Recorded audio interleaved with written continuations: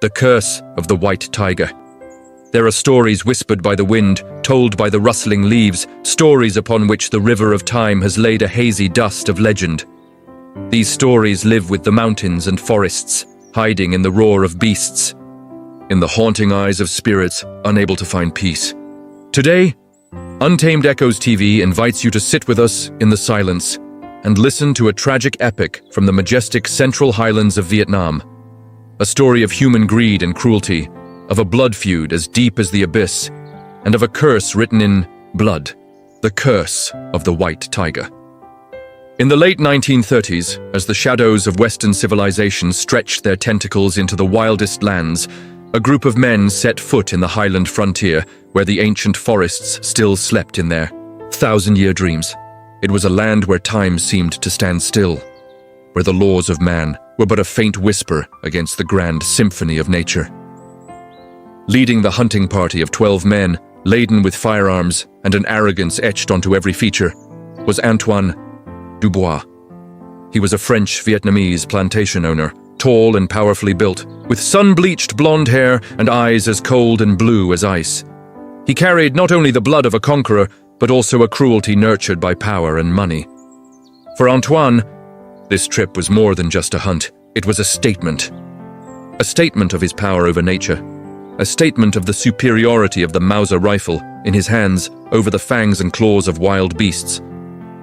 Their reluctant guide was a Pau, a sturdy Eda man with skin the color of burnished bronze and eyes as deep as the forest night.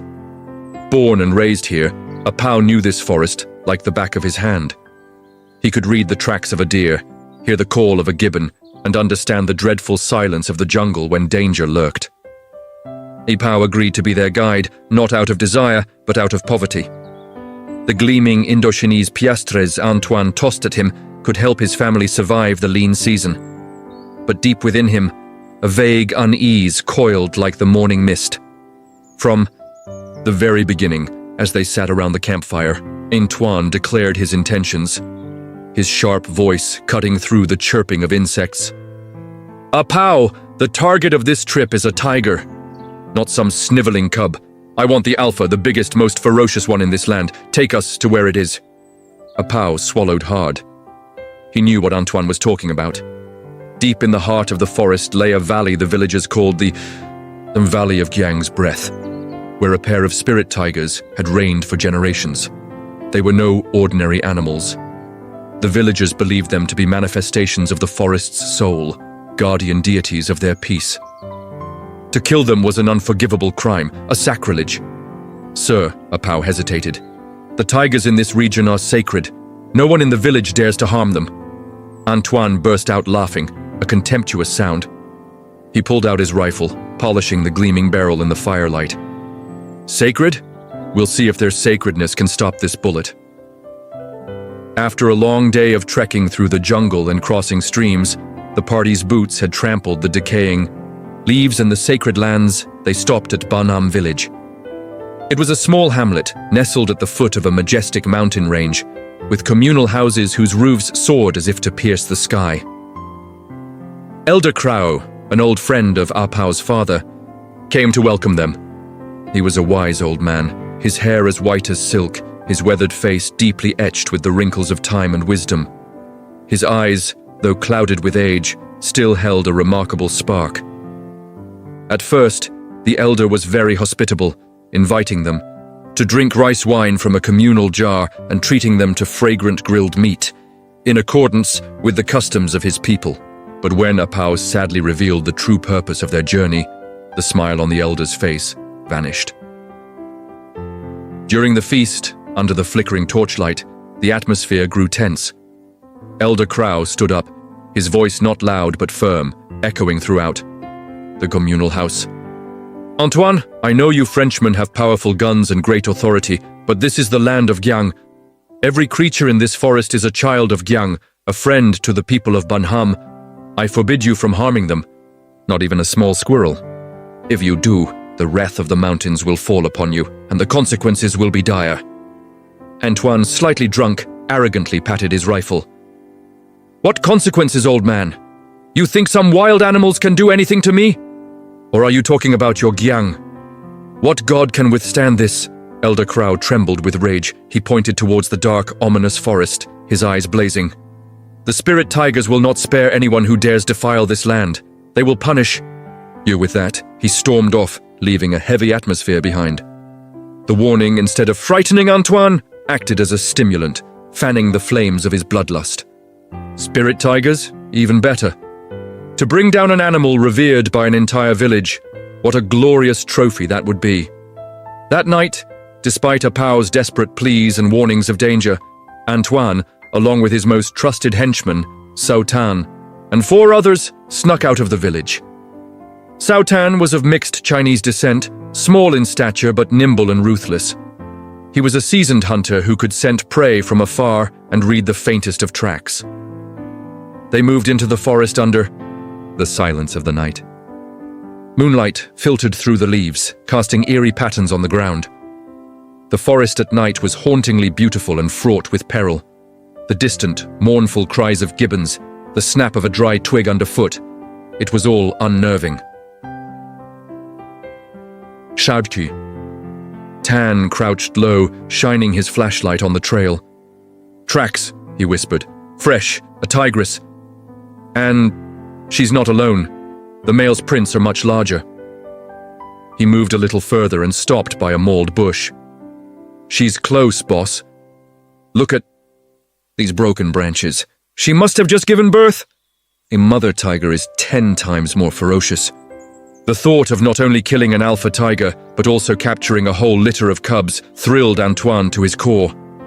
They followed a small trail, the distinctive musky scent of tiger growing stronger, leading them to an area with large boulders. Hidden behind a moss-covered rock was a deep, dark cave. Suddenly, a figure darted out from the village, as swift as a squirrel. It was Helene, Elder Crow's only daughter. She was 18, as beautiful as the most vibrant polang flower in the Yasai forest. Helene had a strange connection with the spirit tigers. She often went into the forest alone to bring them food, and it was said she could communicate with them in a silent language.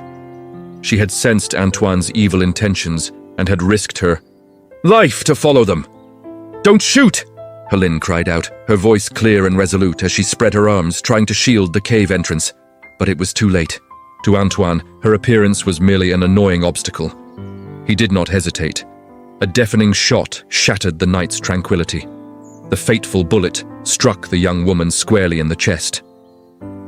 Helene collapsed, her eyes wide with shock, staring at the man who had just taken her life. Crimson blood spread, soaking her beautiful traditional dress, seeping into the earth. At the same moment, a colossal male tiger emerged from the darkness. It was larger than any tiger Antoine had ever seen. Its dark yellow coat with black stripes seemed to glow in the moonlight. Its roar was no longer the roar of an animal, but a roar of fury, of ultimate pain. It charged the hunters like a storm. Its claws were as sharp as daggers, tearing 2 of the hunters to shreds in an instant. Antoine, in a frenzy of bloodlust and panic, was unsteady on his feet. He crazily aimed his rifle at the cave entrance, from where the pained growls of the mother tiger and the faint squeaks of her cubs could be heard. He fired relentlessly, one bullet after another.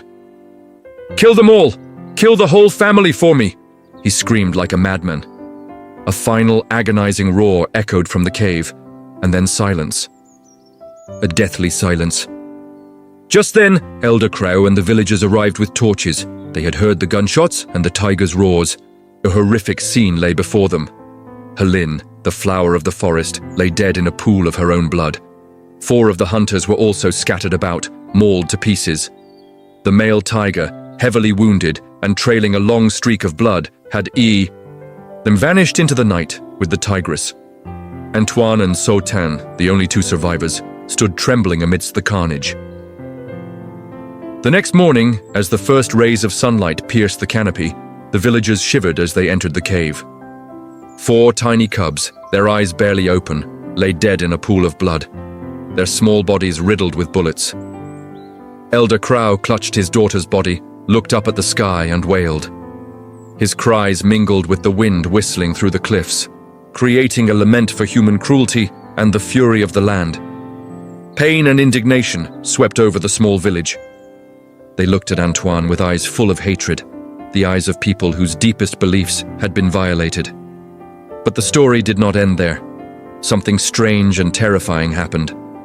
On the day of Helin's funeral rites, according to custom, she was buried with her beloved possessions. As the villagers gathered around the newly made grave, the ground suddenly trembled slightly, then slowly sank, revealing an empty burial pit. Helin's body had mysteriously vanished. The villagers were terrified. Elder Crow knelt, clasping his hands, and muttered prayers to Gyang. He knew this was not the end. It was only the beginning. A curse had been born from blood and tears, and it would soon find the one who had to pay. A year passed. Time, it is said, can erase all things, but for the Barnum forest, it only deepened the pain and fueled the simmering grudge. The bloody tragedy of yesteryear became a scar that would never heal in the minds of the villagers. Antoine Dubois, the sower of sorrows, returned. He not only returned, but used his father-in-law's money and influence to seize a vast tract of land right next to the sacred forest to establish a coffee plantation. He named it Le Domaine de la Panthère, the Panther's Domain, a name full of arrogance and defiance. He had hills flattened, ancient trees felled, and a sturdy villa built. To Antoine, he had won. He had subdued this land just as he had subdued the beast a year ago. That tragedy, in his mind, was now just a faded trophy. His wife Eliane, a French woman of delicate beauty and a sensitive soul, had vehemently opposed this decision. She loathed violence and was terrified of the wild, gloomy nature of the forest. "Antoine, please," she begged her husband. "That place is not for us. I have a very bad feeling about it. Let's go back to Saigon, back to civilized life." But Antoine just brushed her off. "You're too weak, Eliane. Can't you see? This is an empire, my empire. You should learn to be an empress." In the end, Eliane had to give in. But she only agreed to visit her husband for a few days at a time, adamantly refusing to settle permanently in a place that felt to her like a tomb. The plantation grew, and strange things began to happen. Apau, for the sake of survival, once again had to work for Antoine. He became a foreman, managing the workers on the plantation. But every night, as darkness fell, fear and guilt gnawed at his soul.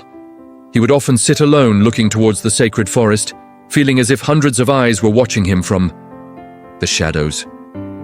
Then the rumors began to spread. At first, they were just whispers. Some workers swore they heard tigers roaring at night. Not an ordinary roar, but a mournful, sorrowful sound, like a cry. A few cows on the plantation disappeared, without a trace. Antoine dismissed it as hungry tigers, which gave him more reason to organize new hunts. But then, one clear moonlit night, Apau saw it with his own eyes. He couldn't sleep that night. A strange sense of unease had awakened him. He stepped out onto the veranda of his stilt house, looking down at the gentle slope that stretched before him. Under the silvery moonlight, the grass and earth were coated in an eerie, magical sheen. And then he saw them. From the edge of the forest, two enormous creatures slowly emerged. They were tigers, but unlike any he had ever seen. Their entire bodies were pure white, a pristine white that nonetheless exuded a deathly aura.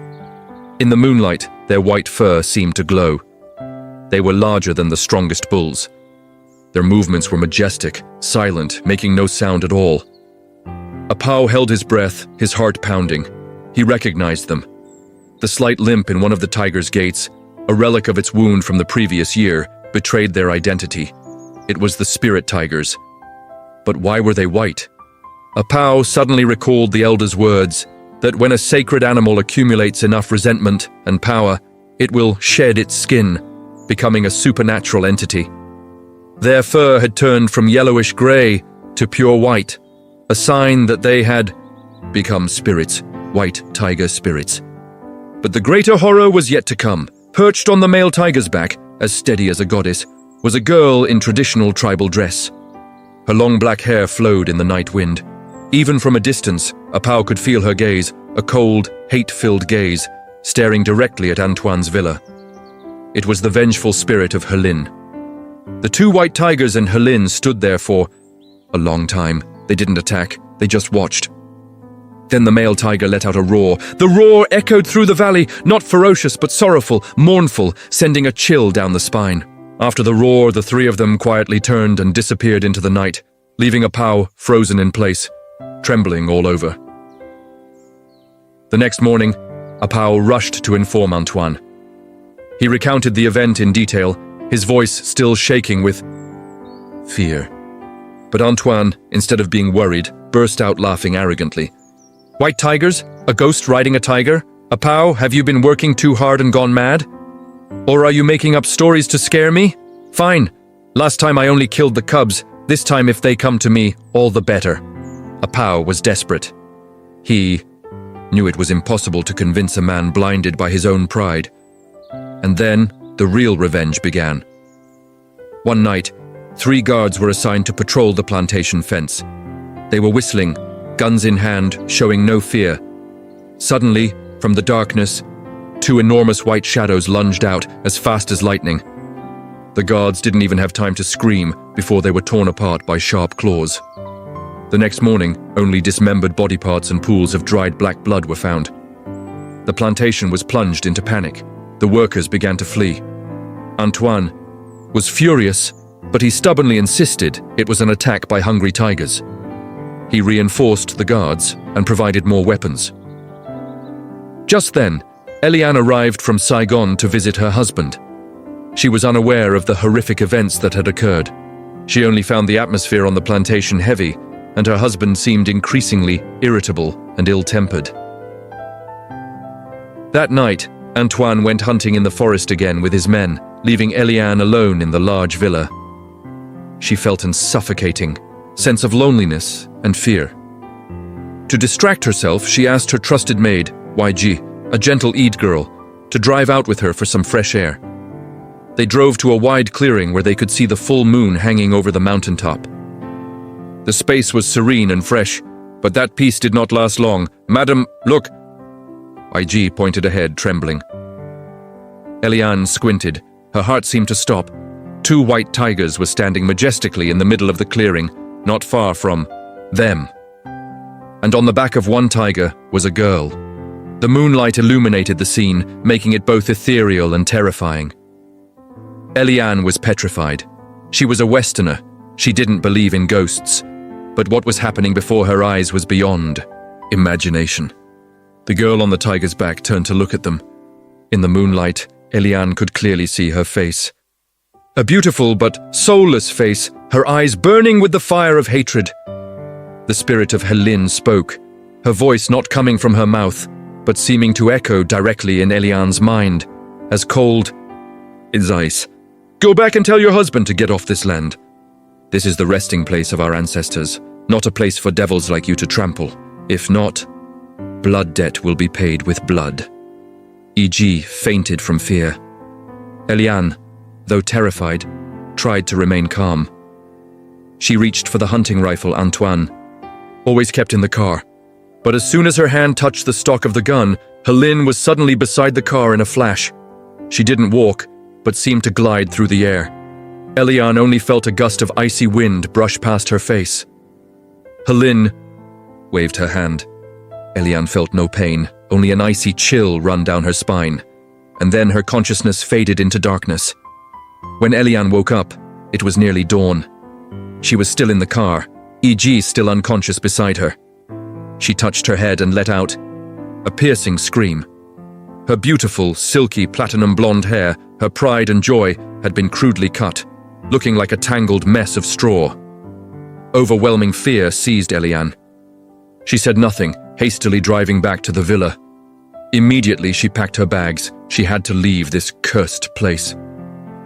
That morning, despite Antoine's furious screams upon his return from hunting, she resolutely got into her car and drove back to Saigon alone. She knew that if she stayed, she would either go mad or worse, lose her life there. Eliane's departure officially ignited the fight to the death between Antoine and the spirits of the forest. Eliane's departure was a slap in the face to Antoine's pride. He didn't see it as his wife's fear, but as a personal humiliation. He believed the tigers and the ghost were deliberately challenging his authority, not just over this land, but within his own family. Antoine's rage reached its peak. His stubbornness and bloodlust had twisted into a crazed obsession. He had to kill them, not just for revenge, but to prove that he, Antoine Dubois, was the true master of this place. If bullets can't bring them, "Down, I'll use something else," he snarled at Sautan. He decided to set a more sophisticated trap. He knew their main target was him, so he had his men spread rumors that he was gravely ill, confined to his bedroom day and night. He had the windows shuttered and the curtains drawn, but in reality, the room was empty. He, along with Sautan and a few loyal henchmen, had climbed a towering ancient tree nearby, rifles in hand, patiently waiting in ambush. That night, the moon was dim, as if in sorrow. The air was thick with silent anticipation. Past midnight, just as Antoine had predicted, a huge white shadow appeared. It moved as quietly as a ghost, easily clearing the fence. It was the male tiger. It went straight for the villa, using its incredible strength to smash the bedroom window and charge in. The sounds of crashing and breaking echoed.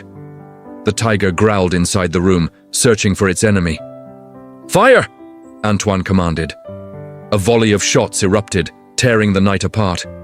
The male tiger, realizing it had been tricked, was hit as it leaped back out. A bullet lodged in its hind leg. It let out a roar of excruciating pain, a roar filled with fury. At the same moment, the tigress and Helene appeared from the edge of the forest. The tigress quickly helped her mate, and the three of them vanished into the night, leaving a trail of blood on the grass. Antoine laughed like a madman. "See, they're just animals after all. Wounded, they won't last long."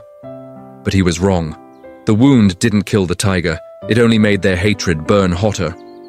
The revenge was no longer aimed at Antoine alone, but at his entire plantation. A week later, a horrific event occurred. That night, the entire herd of cattle and pigs, numbering in the hundreds, suddenly fell silent. In the morning, the workers were horrified to find them all slaughtered. The carcasses lay everywhere, each with a deep bite mark on its neck. Blood pooled around them, but not a single one had been eaten. Stranger still, when the villagers of Banham woke up, they were surprised to find a slaughtered pig or cow at the doorstep of every poor family. Epau understood immediately. This was a warning, an insult to Antoine.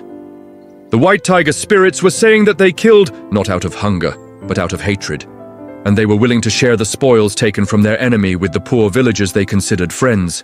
Antoine was furious. But the disasters didn't stop. All of Antoine's remaining henchmen began to be taken away mysteriously. They weren't killed, but every morning, 4 of them would be found hanging upside down by their feet from the high branches of a tree right in front of the plantation gate. When they were brought down, they wouldn't say a word, their faces pale, with terror, and would immediately run for their lives, not daring to take a single coin or piece of clothing with them. Soon, the vast plantation was left with only Antoine and Sautan. In a state of desperation and madness, Sautan suggested a final resort to Antoine. "Boss, on the other side of the border, there's a man who can help us. They call him Sorcerer, Klong, a man known as the Bane of Beasts. His magic is incredibly powerful. He can subdue even the most ferocious spirits." Antoine clung to this idea like a drowning man to a straw. He immediately set off, taking a great deal of gold and silver, to find Sorcerer Klong. The sorcerer lived in a rickety stilt house deep in a gloomy forest. He was skeletal thin, with wrinkled skin and small beady eyes that always glinted with cunning and greed. When he heard Antoine's story and saw the dazzling amount of gold, he cackled, revealing a set of black-stained teeth. A white spirit tiger and a girl's vengeful ghost. Interesting. It's been a long time since I've had a case worthy of my skills. Rest assured, sir, for this price, I will make their souls shatter and their spirits scatter, never to be reborn. Sorcerer Klong returned to the plantation with Antoine. That night, he began to prepare a gruesome and evil ritual. He had his men capture 12 animals of pure black color. 4 black dogs, 4 black cats, and 4 black roosters. Under the dim moonlight, He personally used a blunt knife to brutally slit the throat of each animal. He collected their fresh blood in a large basin, mixed it with strong liquor, and then, looking up at the sky, chanted strange magical incantations. After that, he took mouthfuls of the blood liquor mixture and sprayed it in all directions, creating a large, stinking circle on the ground. The corpses of the 12 animals were placed in the middle of the circle. He confidently told Antoine, who was hiding in a makeshift bunker with 2 hunting rifles. "This is the 12 Black Kills formation. Any evil spirit that enters this circle will have its resentful energy drained by the blood of these pure yin animals, and its powers will be dissipated. You just hide well, and when a tiger steps in, aim for its head and shoot. Tonight is their doom." When the moon was high overhead, they appeared. The 2 white tigers and Helene stood in the distance, watching silently. Their eyes no longer held anger but contempt. Then they slowly advanced. But something unexpected happened. They didn't step into the circle of blood. Instead, they aimed straight for the hiding place of Sorcerer Klong, who was sitting smugly behind a bush. Before the sorcerer could react, the 2 white shadows lunged. A short, savage scream pierced the air. The sorcerer's emaciated body was thrown into the air, landing with a thud right in the middle of the blood circle he had created. Blood gushed from his neck, mingling with the blood of the 12 animals, completing his own ritual in a perfect, ironic twist. Antoine was horrified. He hastily opened fire, but his bullets seemed to be deflected by some invisible force. At that moment, 2 figures suddenly appeared, standing between Antoine and the 2 tigers. One was Eliane. The other was the ghost of Iji, the maid who had been killed by the tigers in a previous attack. It turned out that Eliane, after returning to Saigon, had been tormented by her conscience and worry for her husband, and had braved the danger to return. She had come with a few people, but they had gotten separated in the forest. As if by a miracle, upon seeing Eliane, the tigers, in their furious rage, suddenly stopped. Their crazed eyes softened. Helene gently floated down from the tiger's back. She didn't harm Eliane. Instead, she approached her, gently picked her up as one would a child, and then leaped back onto the tiger. The 2 tigers turned, vaulted over the fence, and disappeared into the night, taking Eliane with them. Antoine stood frozen, his finger on the trigger but unable to pull it. He couldn't shoot while his wife was there. All his plans, all his preparations had completely crumbled. Now he was utterly alone, facing the terrifying revenge of the forest. The sight of Eliane being taken away right before his eyes dealt a fatal blow to Antoine's already frayed psyche. He no longer screamed, no longer raged. Instead, he sank into a state of catatonic fear. He realized he wasn't fighting mere beasts. He was confronting a supernatural force, the ancient wrath of a land he had desecrated. He holed up in the empty villa, locking every door and window. Every gust of wind whistling through a crack, every branch scraping against the roof was enough to make him jump. The darkness became his greatest enemy. He dared not sleep. He huddled in a corner of a room, a rifle always in his lap, his eyes wide open, staring out the window, waiting for something terrible to happen. The image of Helene carrying his wife away, the image of the 2 white tigers' fiery eyes haunted him every second, every minute. Several days passed in an eerie silence. There were no more attacks. But that silence was more terrifying. It was like the calm before a great storm. Antoine understood they were giving him time to stew in his own fear, to let despair corrode his sanity. Finally, he couldn't take it anymore. He had to flee. He had to leave this place as quickly as possible. With his last remaining money and promises, he managed to contact a group of men in town, hiring them to help him pack and escort him away. A convoy of 4 large trucks and a luxurious Lancer sedan was dispatched. Along with them came more than a dozen hired guns, mercenaries willing to do anything for money. Antoine's plan was to escape at dusk. He had heard Sorcerer Klong, when he was alive, say that the twilight hour between day and night before the moon rises is when spirits and beasts are at their weakest. They need the darkness and the moonlight to gather their power. He believed this was his only chance to escape. The escape was hasty. He ordered his men to take only the bare essentials. Belongings were thrown onto the trucks haphazardly. He was extremely cautious and paranoid. To avoid being identified, he resorted to a deceptive tactic. He had a dummy dressed in his clothes, completely covered with a blanket, placed in the back seat of the luxury Lancer to make everyone think he was inside. He himself dressed in a worker's clothes and mingled with the men in the back of one of the trucks. As dusk began to fall, painting the sky a bloody red, the convoy started to move. The roar of the engines shattered the forest's tranquility. Few villagers from Barnham watched from a distance, their eyes holding no pity, only cold contempt. "Wretched man," an old man muttered. "His wife is captured, and instead of trying to save her, he runs away alone." The red dirt road from the plantation to the main highway was nearly 60 kilometers long, winding through forests and deserted hills. The convoy sped along, kicking up a cloud of red dust. Antoine sat in the back of the truck, his heart racing. He kept looking at his watch. Just one more hour and he would reach the highway, and then he would be safe. But life doesn't always go as planned.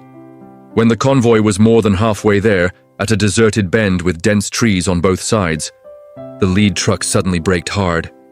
The entire convoy behind it screeched to a halt. A large wild buffalo lay dead across the middle of the road, its blood still fresh. The driver of the lead truck was cursing as he was about to get out, when a shout came from the convoy. "Just ram through it! Hurry up!" But it was too late. Before anyone could do anything, a huge white shadow shot out from the bushes on the right, as fast as an arrow. But its target was not the luxury Lancer where the dummy sat. It aimed straight for the second truck, where Antoine was hiding. Crash! The wooden side of the truck was torn open like paper. The white tiger, its eyes glowing in the twilight, stood majestically before Antoine. He was terrified, fumbling for his gun, but his hands were shaking too much to pull the trigger. The tiger didn't hesitate. It accurately bit into Antoine's neck, dragging him out of the truck as easily as pulling a ragged doll.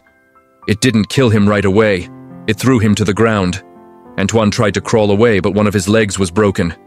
At that moment, the second tiger charged out from the left. A horrific massacre ensued. The hired guns, despite having rifles, were no match for the strength and speed of the two spirit beasts. Gunshots rang out chaotically, mixed with the terrified screams of men, the cracking of bones, and the savage growls of the tigers. In just a few minutes, it was all over. Nearly 20 men had been slaughtered. Blood flowed like a river, staining a long stretch of the road red. Antoine lay there, witnessing it all in utter horror. He saw the male tiger slowly approach him.